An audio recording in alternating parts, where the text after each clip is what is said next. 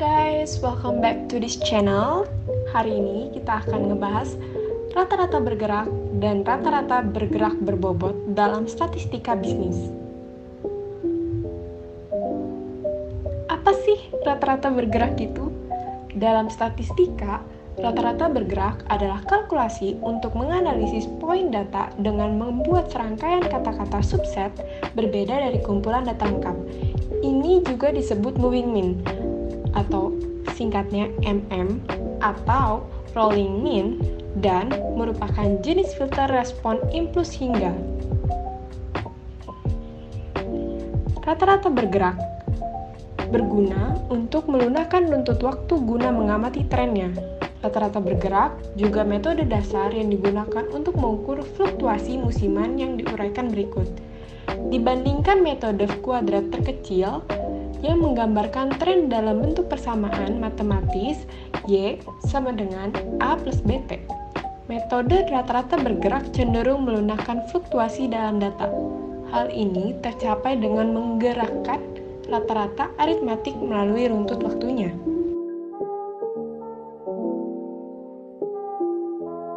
Untuk menerapkan rata-rata bergerak pada runtun waktu, data seharusnya mengikuti tren yang cukup linear dan memiliki pola fluktuasi tertentu yang berirama. Katakanlah misalnya setiap 3 tahun. Data pada contoh berikutnya memiliki 3 komponen, tren, siklus, dan tidak beraturan, disingkat menjadi T, C, dan I. Tidak terdapat variasi musiman karena datanya tercatat secara tahunan. Apa yang rata-rata bergerak capai adalah rata-rata C dan I yang berada di sebelah kiri tren.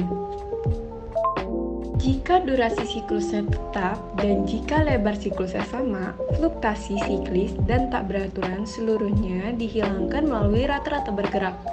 Hasilnya adalah sebuah garis.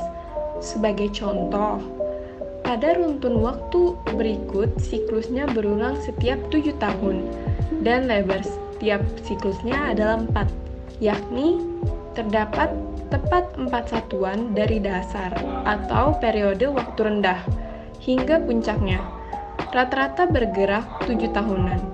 Oleh karena itu, rata-rata fluktuasi siklis dan tak beraturan dengan sempurna dan residualnya merupakan tren linear. Tahap awal dalam menghitung rata-rata bergerak 7 tahunan adalah menentukan total pergerakan 7 tahun. Total penjualan pada 7 tahun pertama, yaitu berturut-turut dari 1984 sampai 1990, adalah 22 juta dolar. Diperoleh dari 1 tambah 2 tambah 3 tambah 4 tambah 5 tambah 4 tambah 3. Total sebesar 22 juta dibagi dengan 7 tahun untuk menentukan rata-rata hitung penjualan tiap tahun. Total 7 tahun 22 dan rata-rata 7 tahun 3,143 diletakkan berlawanan dengan tahun pertengahan kelompok sejumlah 7 tahun tersebut, yakni 1987, seperti pada tabel selanjutnya. Bisa dilihat dari tabel, maka total penjualan selama 7 tahun berikutnya yaitu berturut-turut dari tahun 1985 sampai 1991 ditentukan. Cara umum pengerjaannya adalah dengan cara mengurangi penjumlahan pada tahun 1984 yaitu 1 juta dolar dari total 7 tahun pertama 22% juta dan jumlah penjualan pada tahun 1991 2 juta dolar. Untuk memperoleh total baru 23 juta dolar, rata-rata totalnya adalah 3.285 juta diletakkan berlawanan dengan tahun pertengahannya 1988.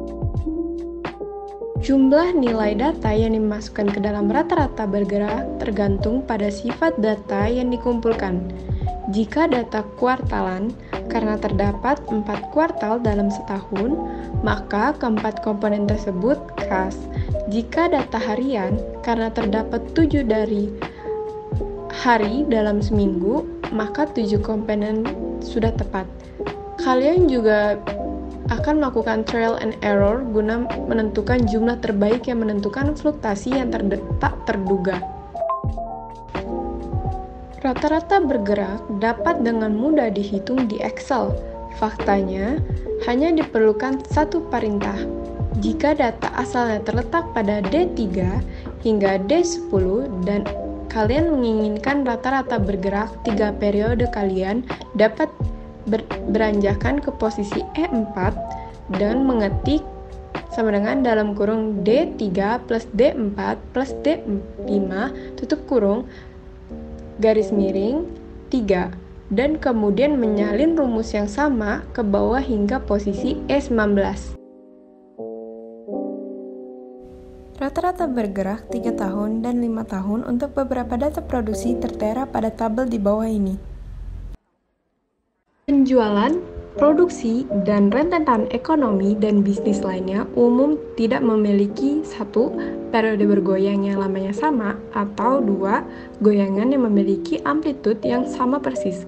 Dengan demikian, pada praktiknya, penggunaan rata-rata bergerak menghasilkan garis yang tepat. Sebagai contoh, rentetan produksi pada tabel di samping berulang sekitar 5 tahun sekali, tetapi amplitudo datanya beragam dan satu goyangan ke goyangan lain. Tren tersebut terlihat menaik dan agak linear. Kedua rata-rata bergeraknya 3 tahunan dan 5 tahun. Terlihat menggambarkan tren produksi dan memandai sejak tahun 1991.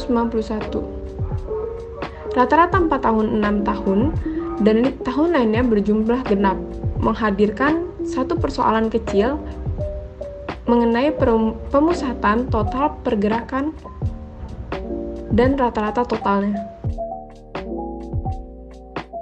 Selanjutnya ada rata-rata bergerak terbobot. Pengertian rata-rata terbobot. Rata-rata tertimbang atau rata-rata terbobot adalah rata-rata yang dihitung dengan memperhitungkan timbangan atau bobot untuk setiap datanya. Setiap penimbangan atau bobot tersebut merupakan pasangan setiap data. Rata-rata bergerak menggunakan bobot yang sama untuk setiap pengamatan.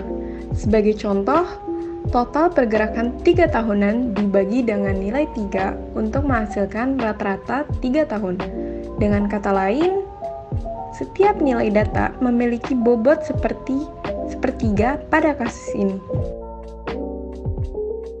Hal ini mencangkup pemilihan kemungkinan bobot yang berbeda untuk setiap nilai data dan kemungkinan menghitung rata-rata terbobot dari nilai N terbaru sebagai nilai yang dilunakkan. Pada bagian besar penerapannya, kita menggunakan nilai yang dilunakkan sebagai peramalan masa depan. Sehingga pengamatan yang paling baru menerima bobot terbesar dan bobotnya penurun untuk nilai data yang lebih lama. Perhatikan bahwa untuk dua data rata-rata bergerak sederhana dan untuk rata-rata bergerak terbobot jumlah bobotnya 1. Misalnya, katakanlah kita menghitung rata-rata bergerak terbobot 2 tahunan pada tabel di bawah dengan memberikan 2 kali bobot terhadap nilai yang paling baru. Dengan kata lain, berikan bobot 2/3 pada tahun lalu dan 1/3 pada nilai sebelumnya sesegera mungkin. Kemudian, ramalkan penjualan untuk 2003 yang diperoleh dengan 1/3 dikali $8 tambah 2/3 kali $11 sama dengan $10. Rata-rata bergerak berikutnya terhitung sebesar 1/3 dikali $11 ditambah 2/3 dikali $9 yang hasilnya adalah $9,667. Singkatnya, teknik yang menggunakan rata-rata bergerak bertujuan untuk membantu mengetahui tren runtut waktu jangka panjangnya. karena melunakkan fluktasi jangka pendek. Nilainya digunakan untuk mengungkapkan fluktasi siklis dan musiman manapun. Nah, kali ini aku bakal ngasih tahu contoh mengerjakan moving average pada Excel dengan menggunakan data dari Badan Pusat Statistika ini. Pertama-tama, aku akan membuat tabel dan mengisinya dengan data dari tabel dinamis yang udah diambil dari Badan Pusat Statistika langsung. Jangan lupa buat ngasih kolom buat hasil moving average-nya ya. Kalau di sini kita singkat aja jadi MA.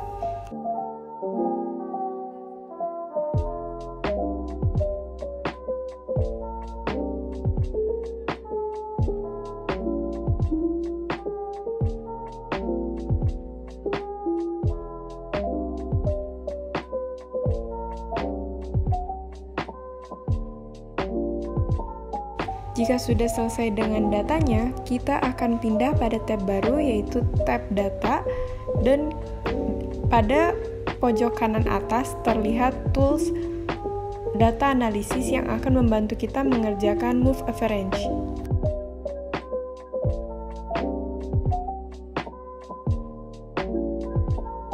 Setelah mengkliknya, akan muncul tab baru yang berisikan analisis tools dan kita akan menggunakan tools move average lalu klik OK.